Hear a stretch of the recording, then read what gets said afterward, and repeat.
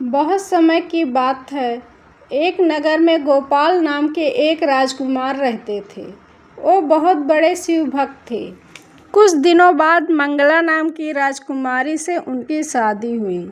एक दिन गोपाल अपनी पत्नी मंगला से कहा कि वो 16 सोमवार की व्रत सामग्री लेकर पास के शिव मंदिर पहुँचे।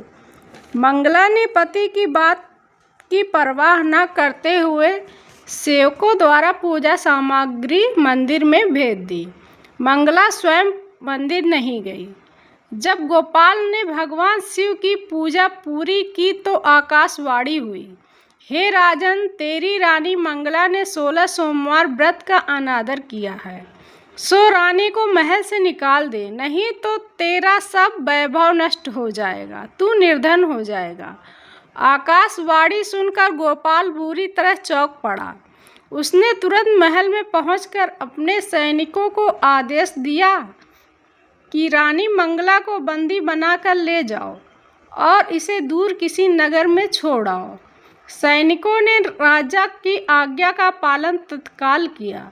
मंत्रियों ने जब राजा से प्रार्थना की कि वो रानी को अन्याय न करे, तब राजा गोपाल ने आकाशवाणी वाली बात बताई तो वो भी भगवान शिव के प्रकोप के भय से शांत होकर रह गए। रानी मंगला भूखी प्यासी उस नगर में भटकने लगी। मंगला को उस नगर में एक बुढ़िया मिली। वह बुढ़िया सूत काटकर बाजार में बेचने जा रही थी, लेकिन उस बुढ़िया से सूत उठ नहीं रहा था। बुढ़िया ने मंगला से कहा, बेटी, यदि तुम मेरा सूत उठाकर बाजार तक पहुंचा दो और सूत बेचने में मेरी मदद करो तो मैं तुम्हें धन दूंगी। मंगला ने बुढ़िया की बात मान ली, लेकिन जैसे ही मंगला ने सूत की गठरी को हाथ लगाया तभी जोर की आंधी चली और गठरी खुल जाने से सारा सूत आंधी में उड़ गया। मंगला को मनहूस समझकर बुढ़िया ने उसे दूर चले जाने को कहा। मंगला चलते चलते नगर में एक तेली के घर पहुंची। उस तेली ने तरस खाकर मंगला को एक घर में रहने के लिए कह दिया, लेकिन तभी भगवान शिव के प्रकोप से तेली के तेल से भरे मटके एक एक करके फूटने लगे। तेली ने मंगला को मनहूस जानकर तुरंत घर से निकाल दिया। भूखी प्यासी रानी वहां से आगे की ओर चल पड़ी। रानी ने एक नदी पर जल पीकर अपनी प्यास शांत करनी चाहिए तो नदी का जल उसके स्पर्श से सूख गया। अपने भाग्य को कोसती हुई रानी आगे चल दी। चलते चलते रानी एक जंगल में पहुंची। उस जंगल में एक तालाब था, उसमें निर्मल जल भरा हुआ था। निर्मल जल देखकर रानी की प्यास तेज हो गई। जल पीने के लिए रानी ने तालाब की सीढ़ियां उतरकर जैसे ही जल को स्पर्श किया तभी उस जल में असंख्य कीड़े उत्पन्न हो गए। रानी ने दुखी होकर उस गंदे जल को पीकर अपनी प्यास शांत की। दोपहर की धूप से परेशान होकर रानी एक पेड़ की छाया में बैठकर कुछ देर आराम करना चाहा, तो उसे पेड़ के पत्ते पल भर में सूखकर बिखर गए। रानी दूसरे पेड़ के नीचे जाकर बैठी तो उस पेड़ के पत्ते भी गिर गए। रानी तीसरे पेड़ के पास पहुंची तो वह पेड़ ही नीचे गिर पड़ा। पेड़ों के विनाश को देखकर वहां पर गायों को चराते ग्वाले बहुत हैरान हुए। ग्वाले मनहूस रानी को पकड़कर समीप के मंदिर में पुजारी के पास ले गए।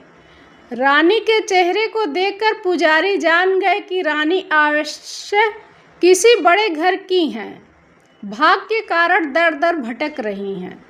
पुजारी ने रानी से कहा, पुत्री, तुम कोई चिंता नहीं करो, मेरे साथ इस मंदिर में रहो, कुछ ही दिनों में सब ठीक हो जाएगा। पुजारी की बातों से रानी को बहुत सांत्वना मिली। रानी उस मंदिर में रहने लगी, लेकिन उसके भाग्य में कोई परिवर्तन नहीं हुआ। रानी भोजन बनाती तो सब्जी जल जाती, आटे में कीड़े पड़ जाते, जल से बदबू आने लगती। पुजारी भी रानी के दुर्भाग्य से बहुत चिंतित होते हुए बोले, हे पुत्री, अवश्य तुमसे कोई अनुचित काम हुआ है, जिसके कारण देवता तुमसे नाराज होकर तुम्हें इतना कष्ट दे रहे हैं। पुजारी की बात सुनकर रानी ने अपने पति के आदेश पर मंदिर में ना जाकर शिव की पूजा नहीं करने की सारी कथा सुनाई। पुजारी ने कहा, अब तुम कोई चिंता नहीं करो, कल सोमवार है और कल से तुम 16 सोमवार के व्रत करना शुरू कर दो। भगवान शिव अवश्य तुम्हारे दोषों को क्षमा करके तुम्हारे भाग को बदल देंगे। पुजारी की बात मानकर रानी ने 16 सोमवार के व्रत प्रारंभ कर दिए। सोमवार को व्रत करके विधिवत शिव की पूजा अर्चना करके रानी व्रत कथा सुनने लगी। जब रानी ने 17वें सोमवार को विधिवत व्रत का समापन किया तो उधर उसके पति राजा गोपाल के मन में रानी की याद आई। गोपाल तुरंत अपने सैनिकों को रानी मंगला को ढूंढ कर लाने के लिए भेजा। रानी को ढूंढते हुए सैनिक मंदिर में पहुंचे और रानी से लौटकर चलने के लिए कहा। पुजारी ने सैनिकों से मना कर दिया और सैनिक निराश होकर लौट गए। उन्होंने लौटकर राजा को सारी बातें बताई। राजा गोपाल स्वयं उस मंदिर में पुजारी के पास पहुँचे और रानी को महल से निकाल देने के कारण पुजारी जी से क्षमा मांगी। पुजारी ने राजा से कहा, यह सब भगवान शिव के प्रकोप के कारण हुआ है, इसीलिए रानी अब कभी भगवान शिव की पूजा की अवहेलना नहीं करेंगी। पुजारी जी ने समझाकर रानी मंगला को विदा किया। राजा गोपाल के साथ रानी मंगला महल में पहुंची। महल में बहुत खुशियां मनाई गई। पूरे नगर को सजाया गया। लोगों ने उस रात दिवाली की तरह घरों में दीपक जलाकर रोशनी की। ब्राह्मणों ने वेद मंत्रों से रानी मंगला का स्वागत किया। राजा ने ब्राह्मणों को अन्न, वस्त्र और धन दान दिए। नगर में निर्धनों को वस्त्र बांटे गए। रानी मंगला 16 सोमवार व्रत करते हुए महल में आनंद पूर्वक रहने लगी। भगवान शिव की अनुकृपा से उनके जीवन में सुख ही सुख भर गए। 16 सोमवार के व्रत करने और कथा सुनने से मनुष्य की सभी मनोकामनाएं पूर्ण होती हैं और जीवन में किसी तरह की कमी नहीं होती।